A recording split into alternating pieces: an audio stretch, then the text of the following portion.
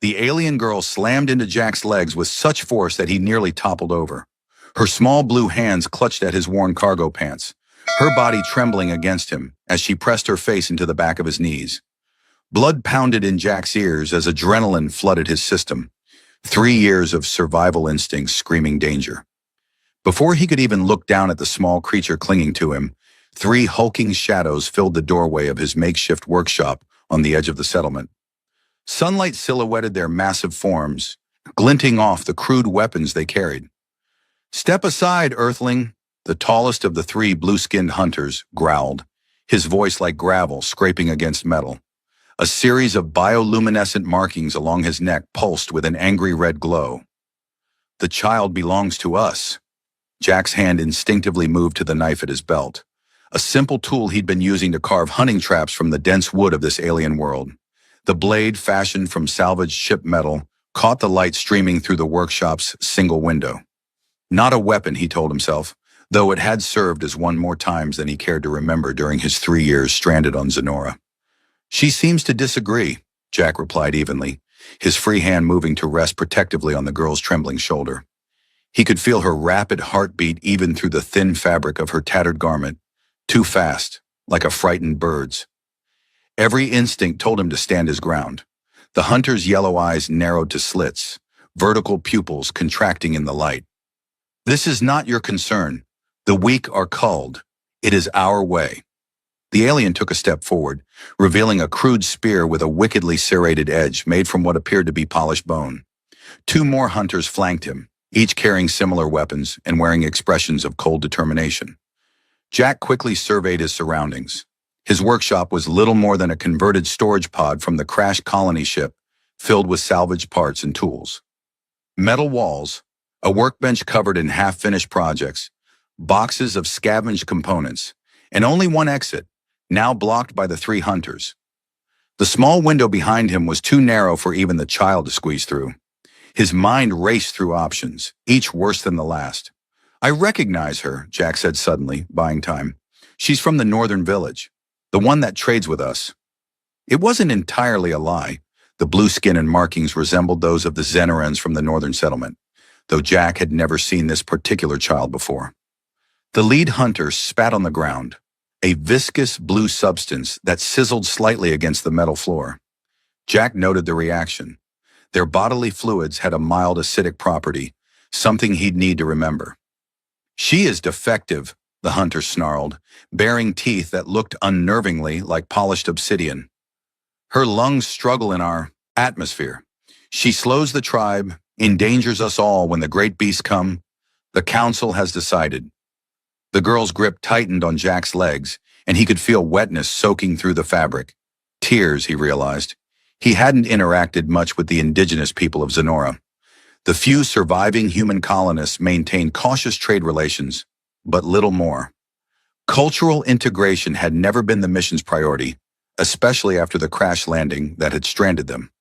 3 years of focusing solely on survival had left little time for diplomatic nuances. Jack's mind flashed back to the day the colony ship broke apart in Zenora's atmosphere. The screams, the chaos, the sickening lurch as the vessel split into pieces. He'd been one of the lucky ones, strapped into a secure section that remained relatively intact during the crash. So many others hadn't been so fortunate. The memory steeled his resolve. He'd seen enough death. "In my world," Jack said carefully, straightening to his full height, still shorter than the Zenorans, but imposing in his stillness, "we protect our children, all of them." He'd been a structural engineer, not a diplomat, but 3 years of survival on Zenora had taught him that showing weakness would be fatal. His voice remained calm, but his eyes never left the lead hunters. The second hunter stepped forward, this one leaner but with muscles that rippled beneath his blue skin like coiled serpents. A series of scarred ridges across his chest suggested he'd survived more than a few battles. "Your world is not here, Dirtwalker. Give us the girl."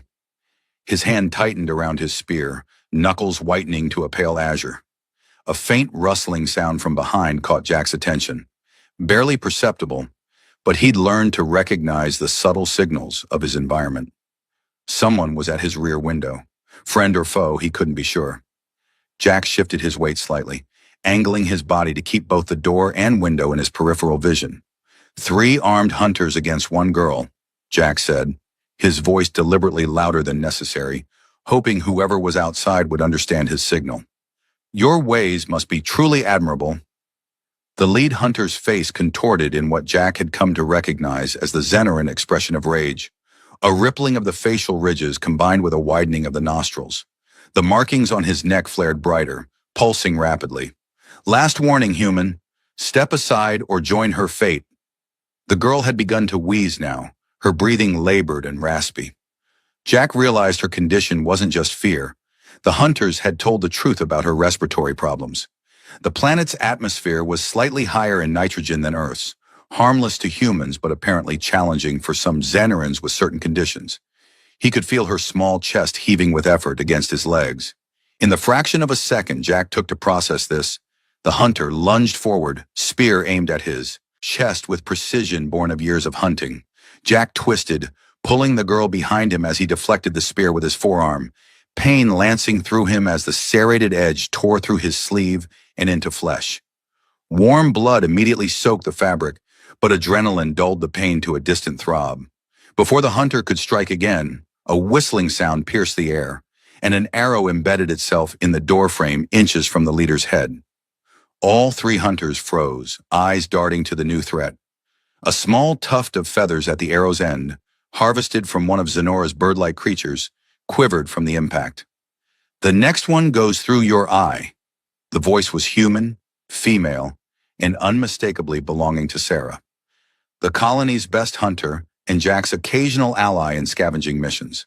Her tone held no hesitation, only cold certainty. The 3 hunters slowly turned to face the new threat. Through the window, Jack could see Sarah with her bow drawn, another arrow nocked and ready. Her weathered face showed no fear, only focused determination.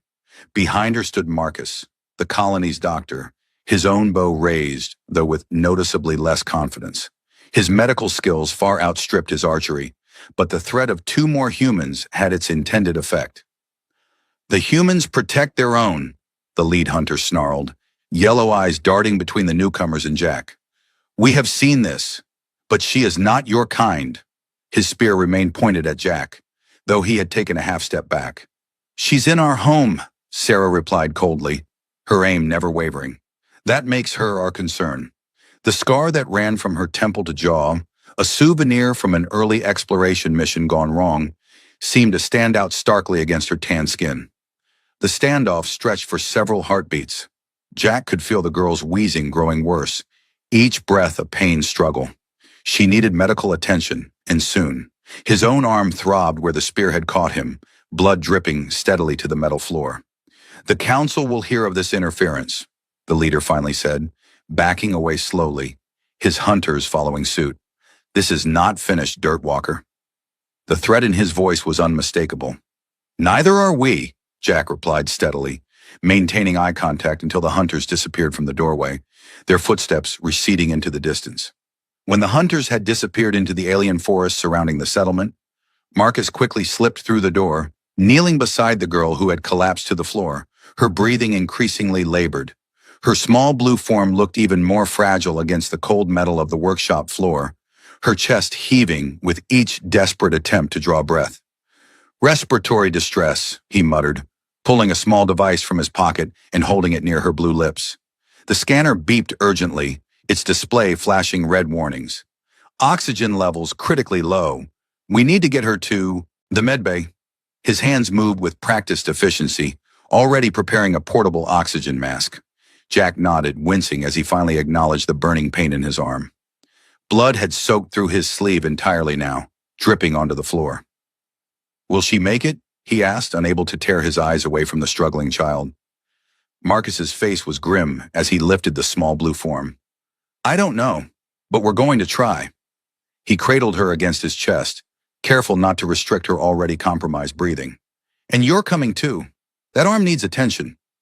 Sarah remained at the doorway, her bow still ready as she scanned the tree line for any sign of the hunters returning. I'll cover you. Go. As they hurried through the settlement toward the medical facility, Jack found himself oddly protective of the small blue figure in Marcus's arms. He'd had little interaction with Zeneran children, or any children for that matter. Yet something about her desperate flight to him for protection had awakened something he thought had died in the crash. Compassion beyond mere survival. The medical bay of the colony ship remained one of the few fully functional sections after the crash. The reinforced walls and independent power systems had survived intact, a small miracle that had saved countless lives in those first chaotic days. Jack sat outside on a metal bench, his arm freshly bandaged, while Marcus worked inside with the alien child. Sarah paced nearby, her bow still strung and ready, eyes constantly scanning the perimeter. "You should have called for help immediately," she admonished, though her tone lacked real anger. The sun cast her shadow long against the ground as it began its descent toward the horizon. "Wasn't exactly time for a leisurely comm call," Jack replied, flexing his bandaged arm experimentally.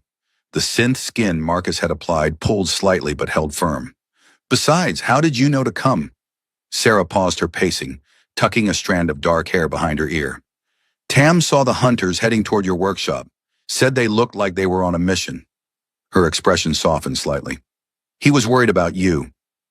Tam was one of the few colonists who had made efforts to learn Zeneran culture and language.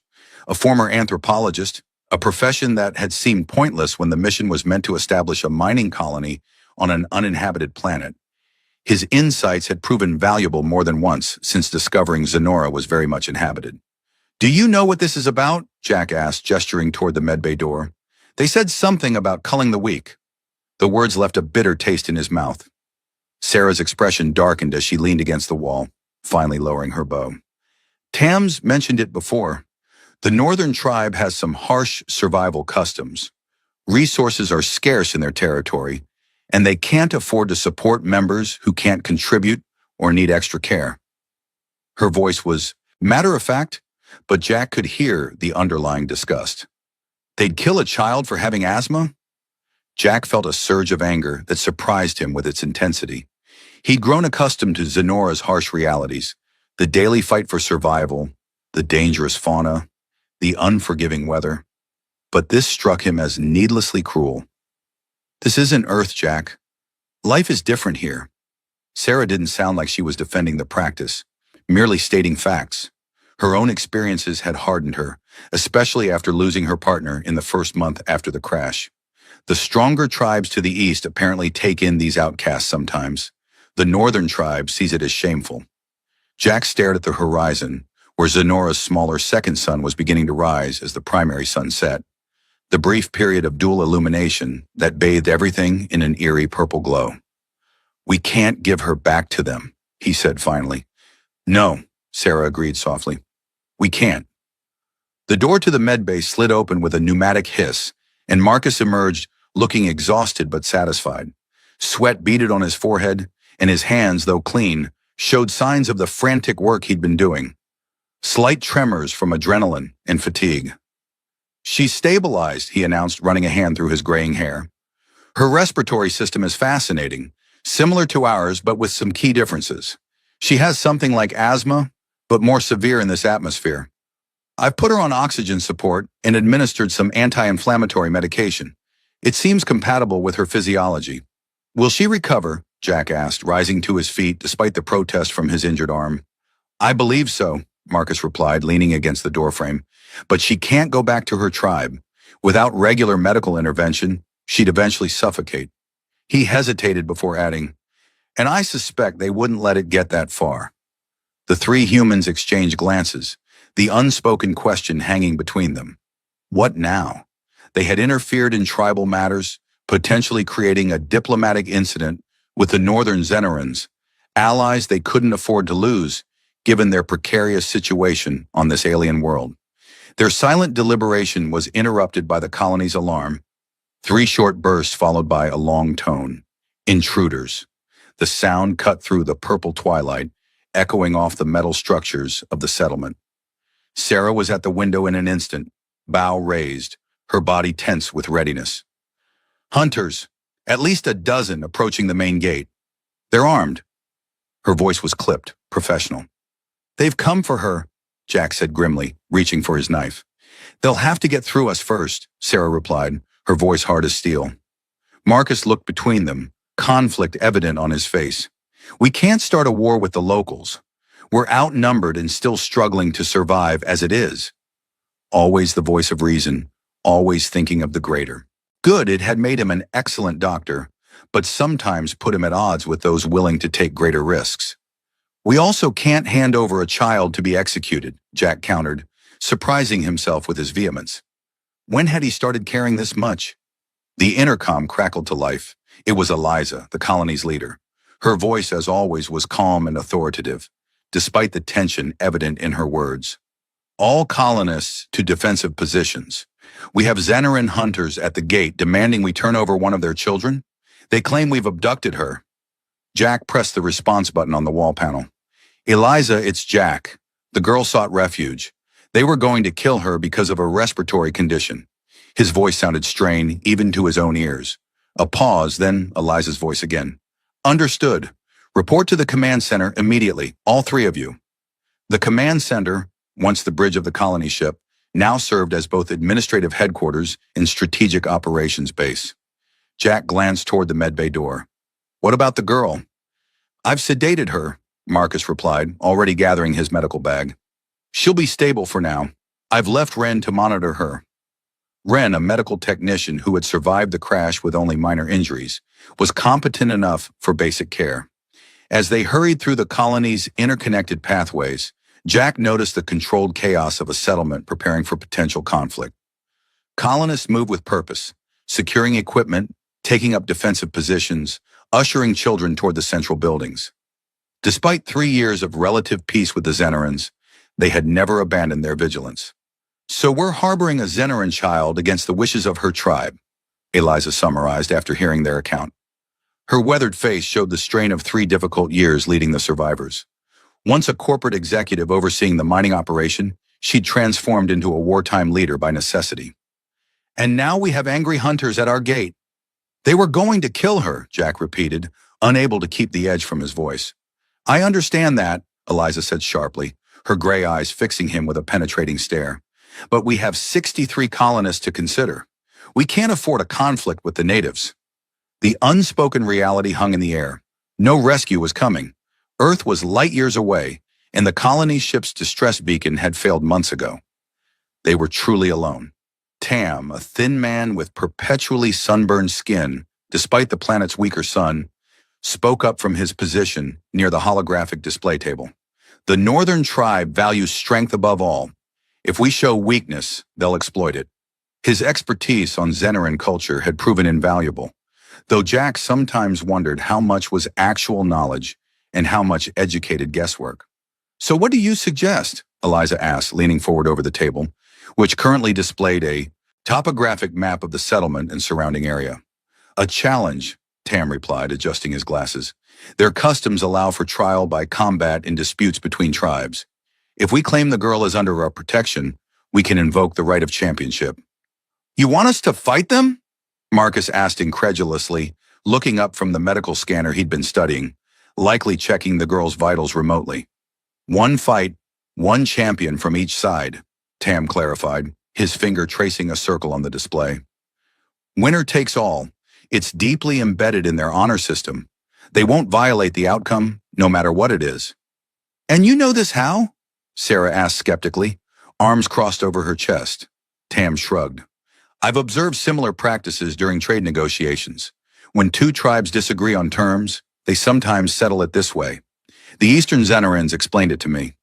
All eyes turned to Sarah, their best fighter, but she shook her head, a strand of dark hair falling across her face. They're warriors trained from childhood. I'm good with a bow, but in close combat against a Zeneran, I wouldn't last a minute. It wasn't false modesty, it was a tactical assessment. I'll do it, Jack said, surprising even himself. The words seemed to come from somewhere beyond his conscious thought. Jack, no, Marcus protested immediately, medical scanner forgotten. Your arm is injured and I'm the one who first protected her, Jack finished firmly. It should be me. He couldn't explain the certainty he felt, only that it seemed right. Perhaps it was the way the girl had run to him specifically, trusting him instinctively when she had every reason to fear humans. Eliza studied him for a long moment, her expression unreadable. She'd lost her husband in the crash, had guided them through starvation, disease, and the harsh realities of an alien world. Jack knew she was weighing his life against the potential fallout. "You're sure about this?" she asked finally. Jack nodded once, ignoring the throbbing in his bandaged arm. "I am." "Very well," Eliza said, straightening up. "Tam, arrange the challenge. Make it clear this isn't about disrespecting their ways, but about honoring our own." She turned to Sarah. "Assemble a security team, just in case this goes sideways." As they dispersed to their tasks, Marcus caught Jack by his good arm. "Come with me. If you're going to do this, I need to prep you properly." His expression was grim but determined. In the medbay, Jack found himself looking at the small blue figure on the bed, while Marcus reinforced his bandage with a more flexible synthetic mesh. The girl's chest rose and fell in a now steady rhythm, assisted by the oxygen mask covering the lower half of her face. Her features, though alien, held a peacefulness in sleep that struck Jack as achingly vulnerable. "Why are you really doing this?" Marcus asked quietly as he worked, his eyes focused on the bandage. Jack considered the question. "Because it's right," he said finally. "Because she ran to me. Because—" He trailed off, unable to articulate the strange protectiveness he felt. "Because you're still trying to save everyone you couldn't save during the crash," Marcus finished for him, his voice gentle but knowing. Jack stiffened but didn't deny it. The memories flooded back. The desperate screams as sections of the ship tore away. The faces of those he'd tried and failed to pull from wreckage. "Maybe," he conceded. "Does it matter why?" "I suppose not," Marcus replied, securing the bandage. "But you should know the stakes." He hesitated, then continued. "I've been studying her more thoroughly. Her condition, it's genetic. Some kind of mutation that affects how her respiratory system processes nitrogen. In the Northern Tribes territory, where the nitrogen content is even higher due to the algae blooms in their lakes, she'd have even more difficulty." "So they weren't lying about it being a survival issue," Jack said. "No, they weren't lying," Marcus agreed, "but their solution was still barbaric." He stepped back, examining his handiwork. "The bandage is reinforced. It should hold up to significant strain. I've also administered a localized painkiller and anti-inflammatory. You'll have full range of motion, though you might pay for it later." "Thanks," Jack said, flexing his arm experimentally. It felt better than he expected. "How long until she wakes up?" He nodded toward the girl. "An hour, maybe 2. I can adjust the sedation if needed." Jack shook his head. "No, let her rest. No point in her seeing what's about to happen." He stood, steeling himself for what was to come. "I need a weapon." An hour later, Jack stood in the cleared area before the colony gates. The purple twilight had faded to the deep blue of Zenora's night, illuminated by the smaller sun that created long, strange shadows. The hunters had accepted the challenge with what seemed like eager anticipation, forming a semicircle of blue figures at the edge of the forest. Their champion, the same leader who had confronted Jack in his workshop, towered over him, nearly 7 feet of solid blue muscle, armed with a wicked spear and a knife made of the same bone-like material. His yellow eyes gleamed in the dim light, and the bioluminescent markings along his neck and arms pulsed with a steady, confident rhythm. Jack held a simple metal sword, one of the few weapons the colonists had manufactured from the ship's salvaged materials. Its balance was good, the edge honed to razor sharpness. In his offhand, he clutched a makeshift shield fashioned from a panel of hull plating, lightweight but strong enough to deflect a blow.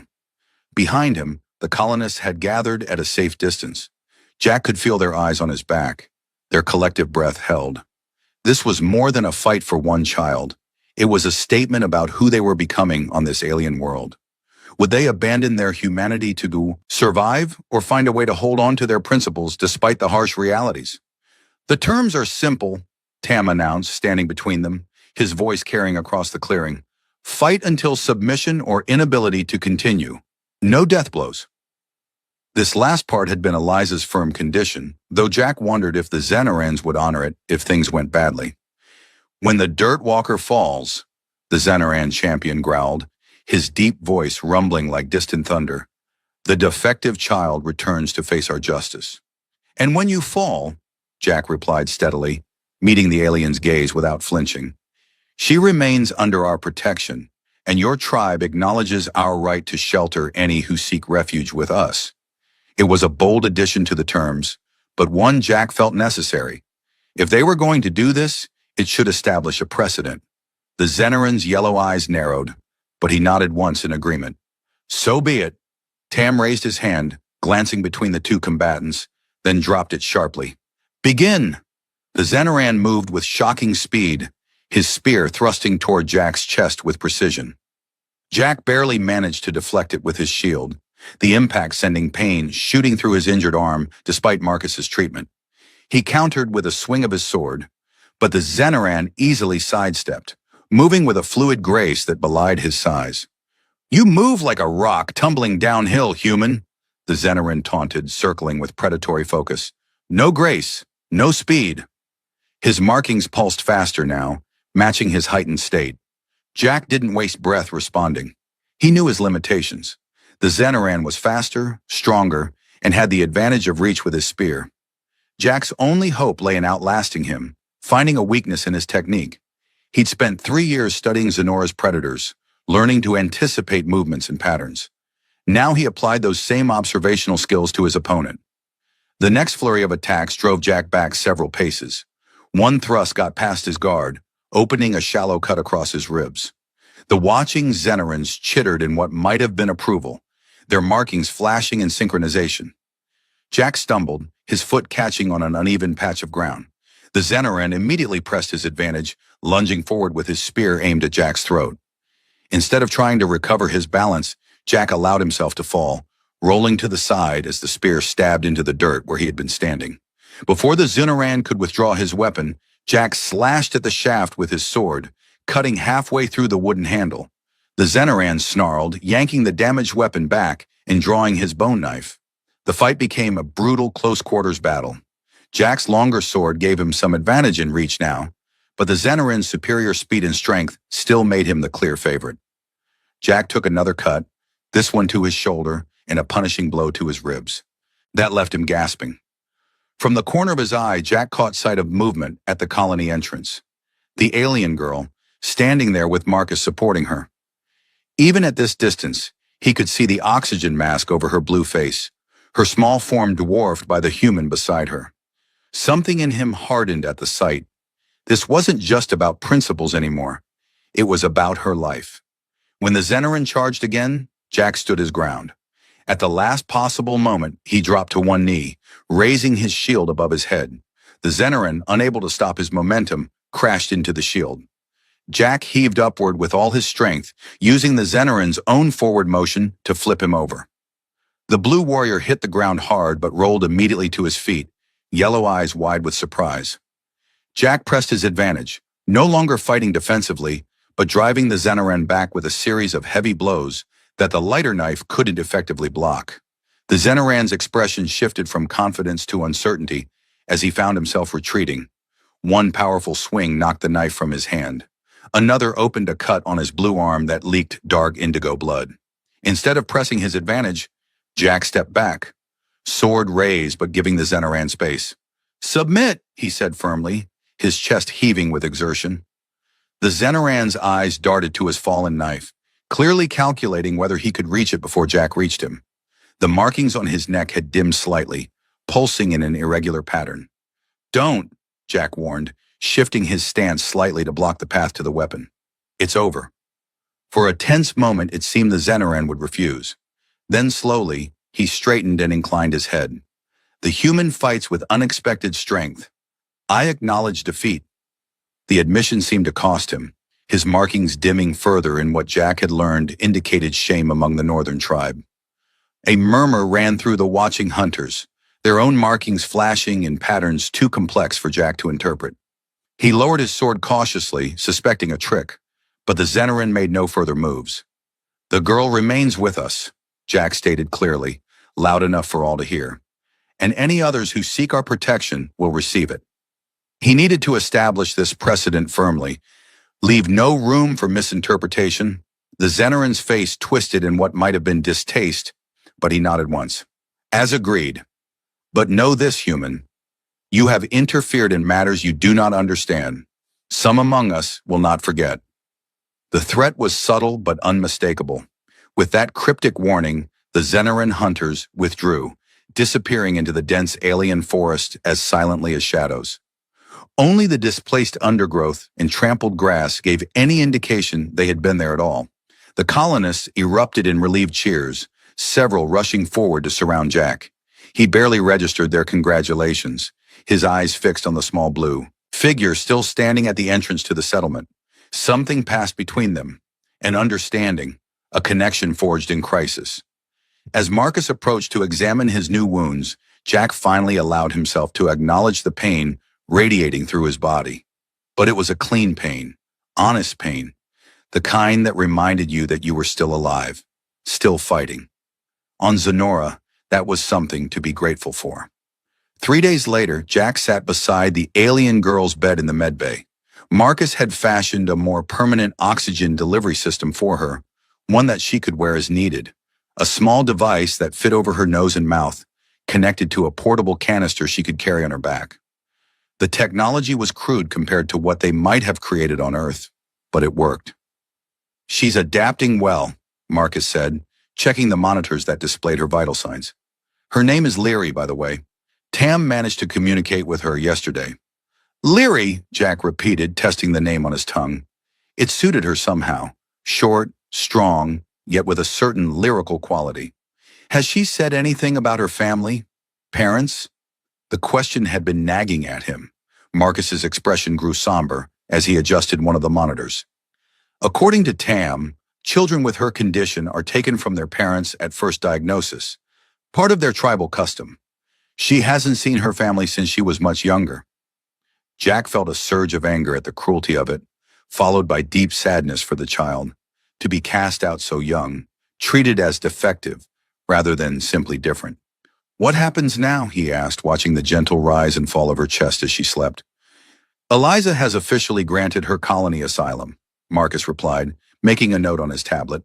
"Tam is teaching her basic English, and she's picking it up remarkably fast. Zenoran cognitive development seems accelerated compared to humans." He hesitated, then added, "Several colonists have offered to take her in." Jack nodded, unsurprised. Despite the harsh conditions and constant struggle for survival, the colony had maintained its humanity, its compassion. It gave him hope for their future on this alien world.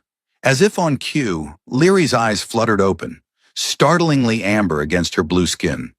She regarded Jack with open curiosity, no fear evident in her expression, despite their limited interaction. The oxygen mask covered the lower half of her face, but he could see her eyes crinkle slightly at the corners. "Hello," Jack said gently, leaning forward slightly. "I'm Jack." To his surprise, she responded in halting English, her voice muffled slightly by the mask. "Jack, you fight for Leary." She touched her chest as she said her name, then pointed to him. The gesture was universal across species, it seemed. He nodded, smiling despite the pain that still lingered from his wounds. "Yes, you're safe now." The words felt inadequate, but necessary. Her small blue hand reached out, hesitantly before withdrawing, as if unsure of the propriety of touch between their species. Jack extended his own hand, palm up, offering but not insisting. After a moment's consideration, she placed her hand in his. Her skin was cooler than a human's, and slightly textured, almost like fine leather. The contact sent an unexpected wave of protectiveness through him. "Leary, stay?" she asked, vulnerability evident in her amber eyes.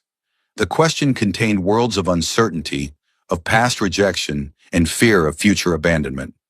"Yes," Jack assured her, giving her hand a gentle squeeze. "Leary can stay."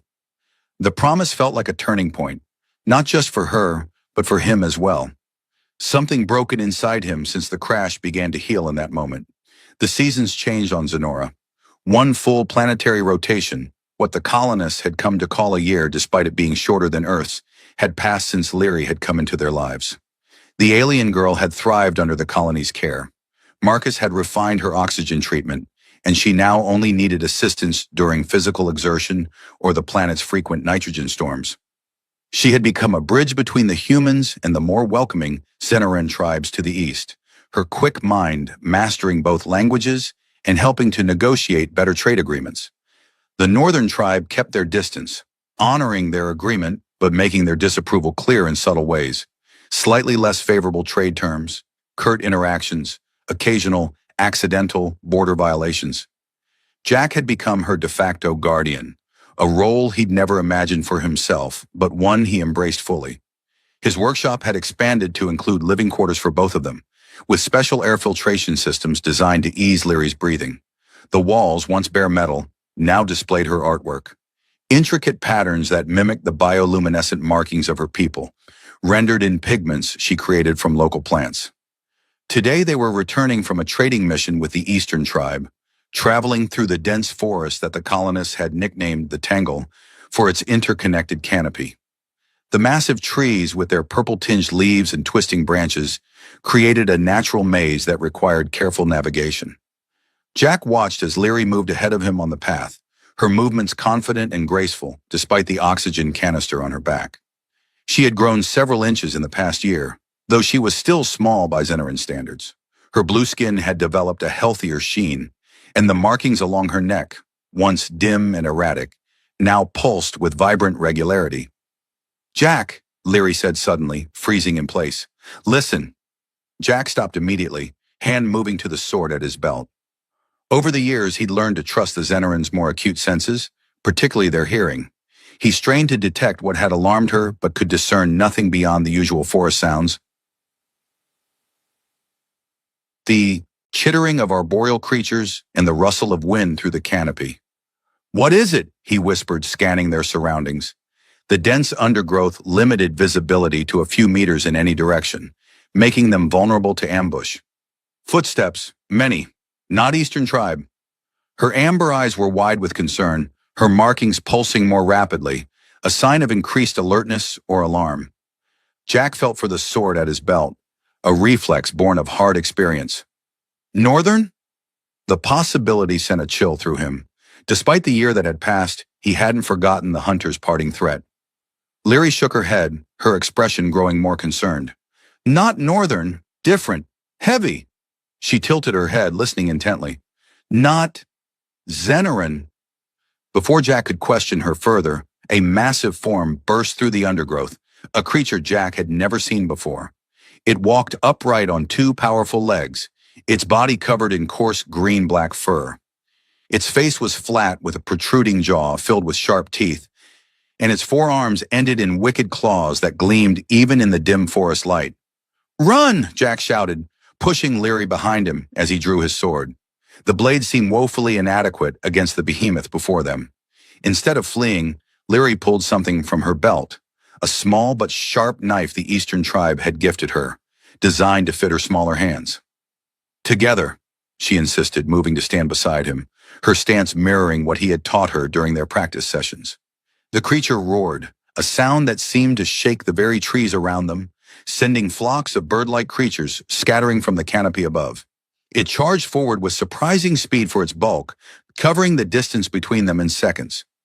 Jack met its attack head-on, his sword slashing at one reaching arm. The blade bit deep, drawing a howl of pain and dark green blood that steamed slightly where it hit the ground. Two more creatures crashed through the foliage, identical to the first. Jack's heart sank. They couldn't fight three of these monsters, whatever they were. He glanced at Leary, saw the determination in her eyes despite the fear, and made a swift decision. "Jack! Leary!" Sarah's voice called from somewhere behind them. "Get down!"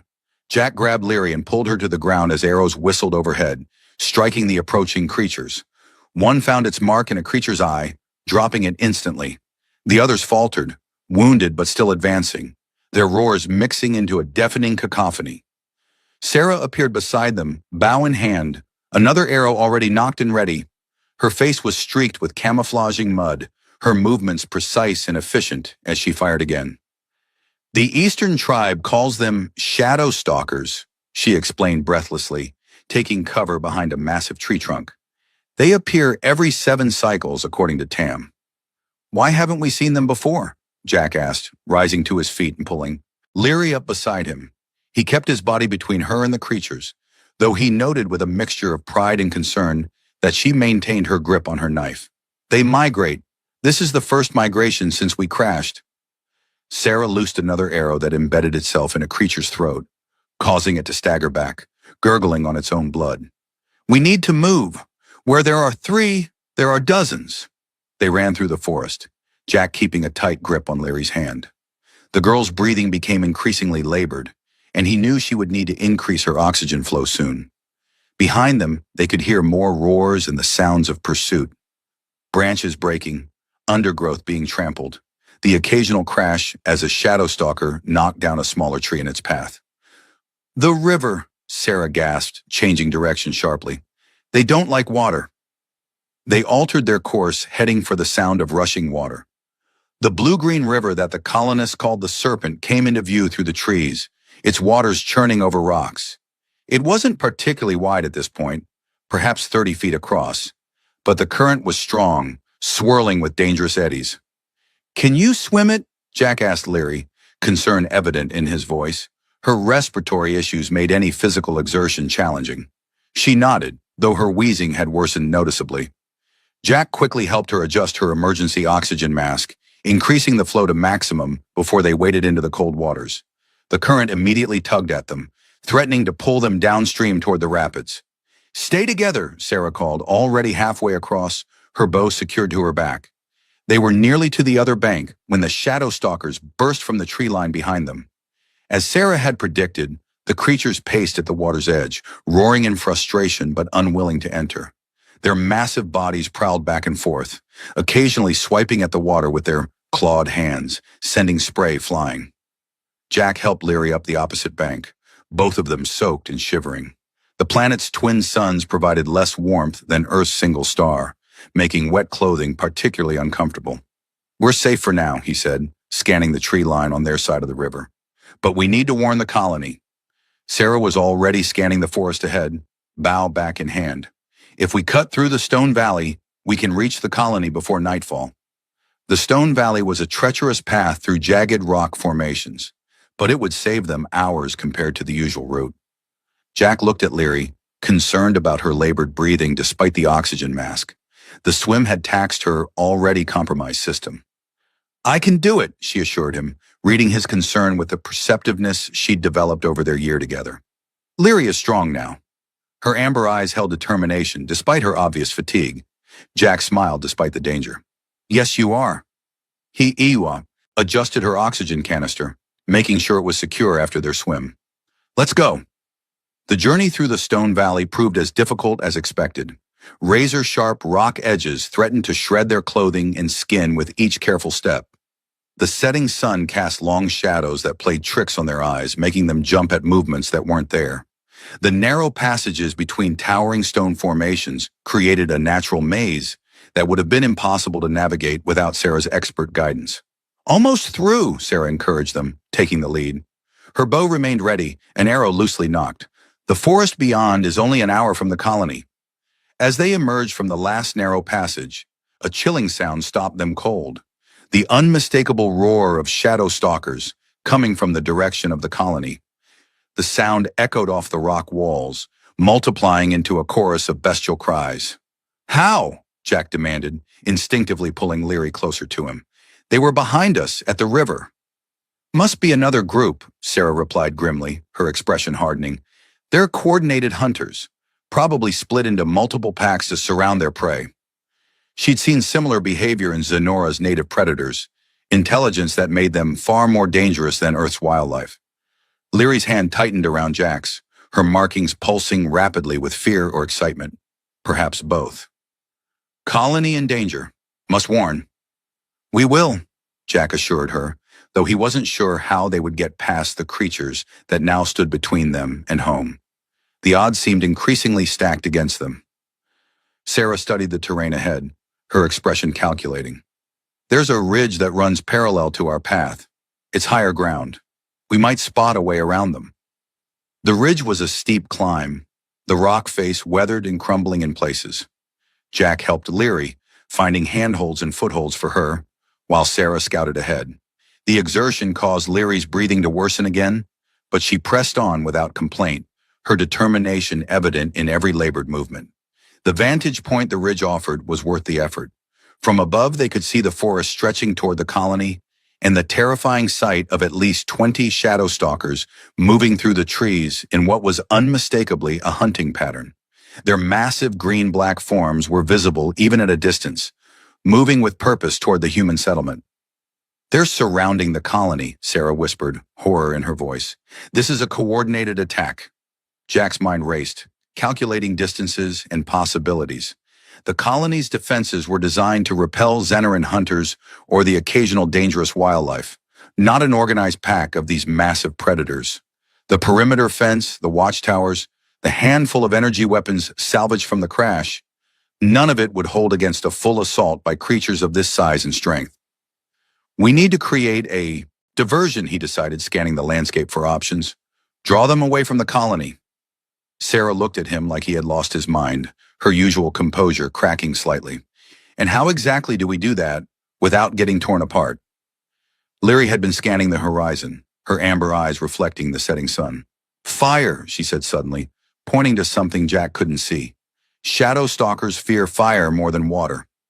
Jack followed her gesture and spotted what her superior vision had already identified: a lightning-struck tree smoldering in the distance, likely hit during the brief electrical storm they'd experienced that morning. "How do you know they fear fire?" "Eastern tribe stories," Leary explained, her words punctuated by wheezing breaths. "Great hunts use fire circles, trap shadow stalkers between flames." It was a desperate plan, but the only one they had. Using flint from Sarah's pack, they set fire to several bundles of dry undergrowth, creating makeshift torches. The resinous wood of Zenora's trees burned hot and bright, perfect for their needs. Jack took a deep breath, knowing what had to come next. "I'll draw them off," he said firmly, gripping his torch tightly. "You two get to the colony. Warn them to prepare defenses." "No!" Both Sarah and Leary protested simultaneously, their voices blending in shared alarm. "One person has a better chance of moving quickly and staying hidden," Jack insisted, already planning his route. "I'll circle around, lead them away from the colony, then double back once they're far enough." Sarah started to argue further, but the growing chorus of roars from below silenced her. Time was running out. "Fine," she conceded reluctantly, adjusting her bow. "But you better not die, Jack. I'm not explaining that to Eliza." Jack grinned, despite the gravity of the situation. "Wouldn't dream of it." He turned to Leary, who was watching him with fearful eyes, her markings pulsing in an agitated pattern. "I'll see you back at the colony. Promise." She nodded solemnly, her small blue hand reaching up to touch his face in a gesture she'd adopted from observing human interactions. "Jack is strong, like Leary." The simple statement, delivered with such certainty, strengthened his resolve. "Exactly like Leary," he agreed. He turned to Sarah. "Wait until I've drawn them off, then make for the colony as fast as you can. If I'm not back by morning—" "You will be," Sarah interrupted firmly. "Now go, before they pick up our scent." With a final nod to both of them, Jack began making his way down the opposite side of the ridge, torch held high. Once on level ground, he took a deep breath and began shouting and waving the flame. The reaction was immediate. Roars of anger echoed through the forest, and the sound of massive bodies crashing through undergrowth told him his diversion was working. Jack ran, using the torch to keep the shadow stalkers at bay when they got too close. The flame seemed to confuse and frighten them, causing them to swerve away at the last moment rather than charging directly at him. He led them in a wide arc away from both the colony and Sarah and Leary's position. His lungs burned and his legs ached, but he pushed on, knowing lives depended on his endurance. Just when he thought he couldn't run any further, an arrow whizzed past him, striking a pursuing shadow stalker. Then another, and another. Jack risked a glance back to see a line of humans and Eastern tribe Zenerans emerging from the trees, all armed with bows and flaming arrows. "Jack!" It was Marcus, rushing forward with a torch of his own. "This way!" The hunting party formed a protective ring around Jack, using fire and arrows to drive back the shadow stalkers. Together they retreated toward the colony, maintaining a disciplined formation that kept the predators at bay. The coordinated effort between humans and Eastern Zenerans was something Jack would have thought impossible a year ago. "Sarah and Leary," Jack gasped between breaths, his chest heaving from exertion. "Safe at the colony," Marcus assured him, passing him a water flask. "They warned us just in time. The Eastern tribe arrived moments after. Apparently, they've been tracking the Shadow Stalker migration and came to warn us too. Relief flooded through Jack. They weren't out of danger yet, but with the combined forces of the colonists and the Eastern Xenorans, they stood a fighting chance. The battle for the colony lasted through the night. Shadow Stalkers threw themselves against the hastily reinforced fences, only to be driven back by fire and arrows. The Eastern Xenorans fought alongside the humans with practiced efficiency, their knowledge of the creature's weaknesses proving invaluable. By dawn, the remaining Shadow Stalkers had retreated into the forest, leaving behind their dead and wounded. The colony had survived, though not without cost. 2 humans and 3 Eastern Xenorans had been injured, though thankfully none fatally. Jack sat on the steps of the med bay, utterly exhausted, but unable to rest until he had seen Leary. Marcus had taken her inside hours ago to treat her for oxygen deprivation and exhaustion. The night's exertions had pushed her respiratory system to its limits. The door slid open with a soft hiss, and Marcus emerged looking tired but satisfied. Dark circles underlined his eyes, and his normally neat appearance had given way to rumpled clothing and disheveled hair. "She's asking for you," he said, stifling a yawn. Inside, Leary sat propped up on a bed, her blue skin pale but her amber eyes bright and alert. The oxygen mask had been replaced with a more comfortable nasal cannula, allowing her face to be fully visible. "Jack kept promise," she said as he approached, her markings pulsing with what he had come to recognize as happiness. "Always," he replied, taking a seat beside her. His muscles protested the movement, reminding him of the ordeal they'd been through. "How are you feeling?" "Stronger now," she assured him, then hesitated before adding, "The Eastern tribe leader spoke with Eliza. Shadow Stalkers come because of changing weather patterns." Her English had improved dramatically over the past year, though she still sometimes simplified her sentences. "They say more dangers will come." Jack nodded solemnly. The colonists had noticed the climate shifts as well. More violent storms, changing migration patterns among the local fauna, subtle but concerning alterations in plant growth patterns. Something was altering Zenora's delicate ecosystem, and not for the better. "Whatever comes, we'll face it together," he promised. "All of us, humans and Xenorans." The cooperation during the battle had shown what was possible when they worked as allies rather than maintaining cautious separation. Leary reached out, taking his hand in her cooler one. Her touch had become familiar over the months, a connection that bridged their biological differences. Jack saved Leary when Northern Tribe would let her die. Now Leary helped save Colony. Life debt balanced. Jack shook his head firmly, squeezing her hand gently. "That's not how family works, Leary. We protect each other, not because of debts, but because we care." The word family felt right, more right than he had expected. Her expression shifted into what Jack had come to recognize as a Xenoran smile, a subtle softening around the eyes and a slight parting of lips. "Family," she repeated, as if testing the word. "Jack and Leary. Family." "Yes," he confirmed, feeling something settle into place inside him, a wound finally healing. "Family." Outside, the sun rose over Zenora, bathing the colony in golden light. The Shadow Stalkers had been repelled, but Jack knew this was just the beginning of their challenges on this alien world. Climate shifts, hostile tribes, dangerous creatures. Survival would never be easy. But looking at Leary, Jack felt something he hadn't experienced since the crash landing 3 years ago. Hope. Not just for survival, but for something more. The creation of a new society where humans and Xenorans could learn from each other, protect each other, and build something better than either could alone. "Rest now," he told Leary, seeing her eyelids growing heavy. "Tomorrow we start rebuilding." As she drifted off to sleep, Jack remained by her side, his hand still holding hers. In saving this one alien child, he had found something he thought lost forever in the crash: purpose, connection, family. And in the face of whatever dangers Zenora might still hold, that made all the difference. 2 years later, the colony had grown both in size and in stability. The alliance with the Eastern Zenoran tribe had strengthened, leading to shared knowledge, resources, and protection. The Shadow Stalker attack, though traumatic, had proven to be a turning point in human-Zenoran relations. Jack stood on the newly constructed observation platform at the edge of the settlement, watching as Leary moved through combat forms with a group of human children. Her movements were fluid and precise, demonstrating the hybrid fighting style she had developed, a blend of human techniques taught by Jack and Sarah and Zeneran methods shared by the Eastern tribe. At 12 Zeneran cycles, roughly equivalent to a human 14-year-old, Leary had grown tall and strong despite her continuing respiratory challenges.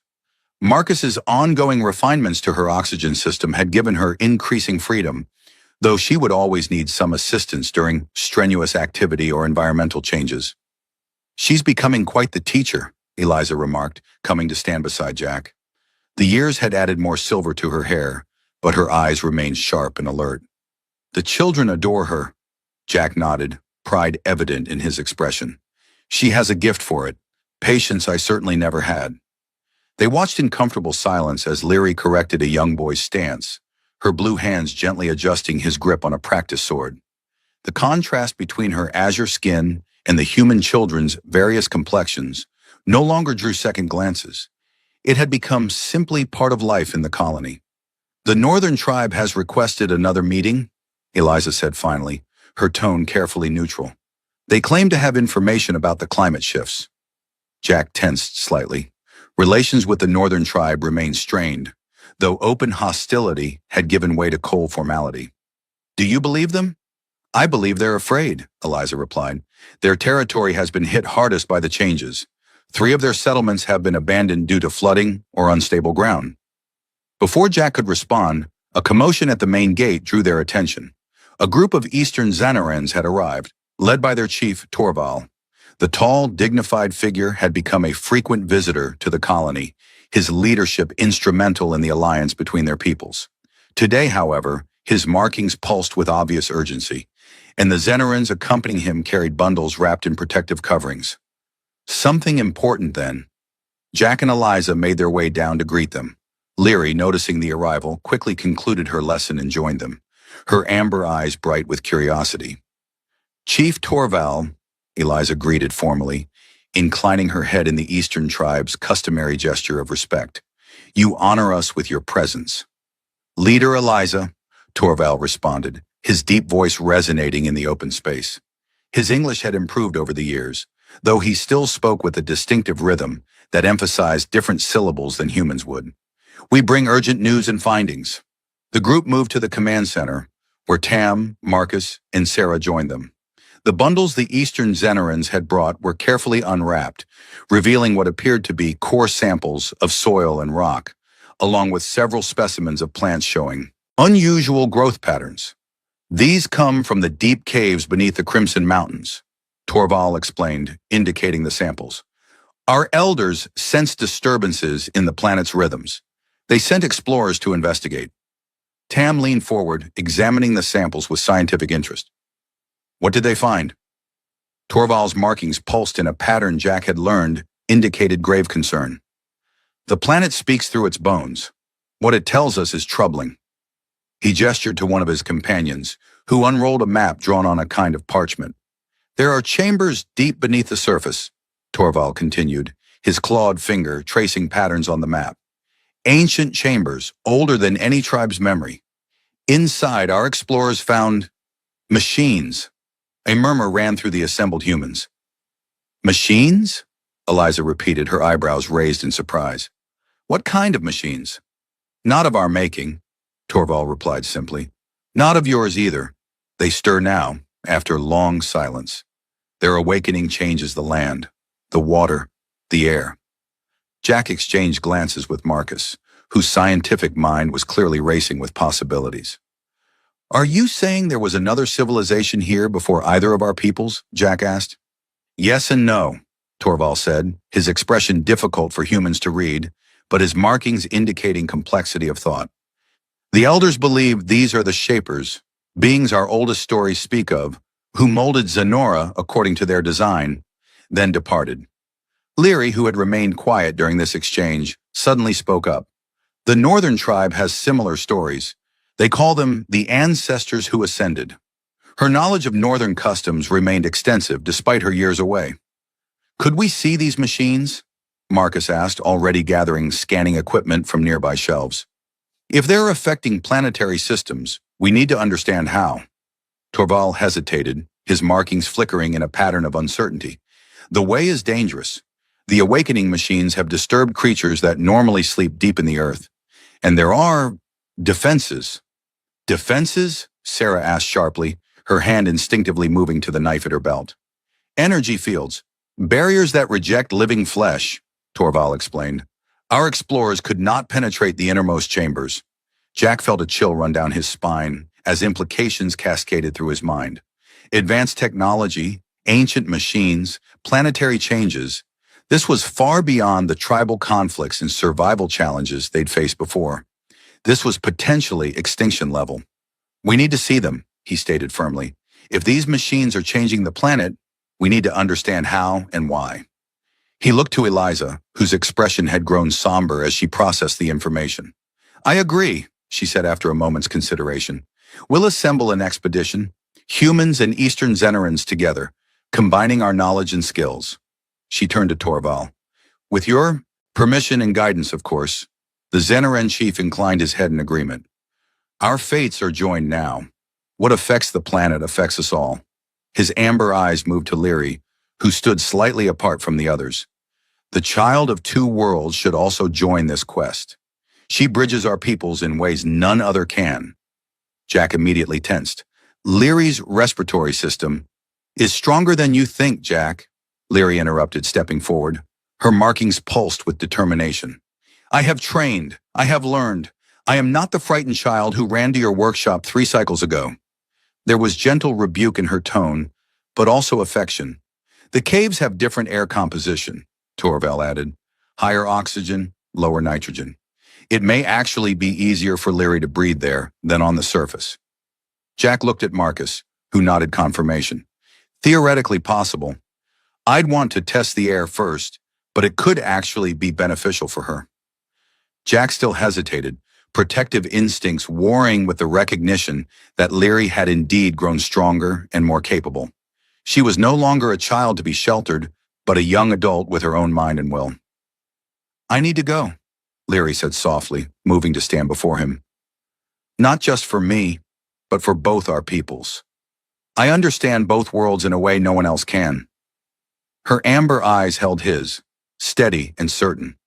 Jack recognized the determination in her expression, the same determination that had kept her fighting for breath when her own people would have let her die. The same determination that had brought her through countless challenges since. Slowly, he nodded his acceptance. Then it's decided, Eliza announced. We prepare for an expedition to the deep caves. Tam, coordinate with Torval on mapping the route. Marcus, prepare medical supplies suitable for both species. Sarah, weapons and defensive equipment. She turned to Jack. And you'll need to design portable air filtration systems for the human members of the team. The caves may be good for Lyri, but potentially dangerous for us. As the meeting dispersed into focused activity, Jack found himself standing with Lyri at the edge of the command center. Are you sure about this? He asked quietly. She smiled, a gesture she had adopted from humans, though it looked different on her Xenaran features. The strongest metal is forged in the hottest fire, she said, quoting one of his own frequent sayings back to him. You taught me to face challenges, not run from them. I did, didn't I? Jack replied with a rueful smile. I just never expected those challenges to include ancient alien machines beneath the planet's surface. Lyri's expression grew serious. Whatever we find down there, we face it together, as family. Jack nodded, his heart both heavy with concern and light with pride. As family, he agreed. Outside, Zenora's twin suns cast their strange purple twilight across the settlement. Humans and Eastern Xenarans moved about, together preparing for what might be their greatest challenge yet. And at the center of it all stood Jack and Lyri, an unlikely family forged in crisis, bound by choice rather than blood, bridging two worlds that fate had thrown together. Whatever lay beneath the Crimson Mountains, whatever ancient technology was reawakening and reshaping their world, they would face it as they had faced everything else on this alien planet, together, with courage, intelligence, and the unbreakable bonds they had formed against all odds.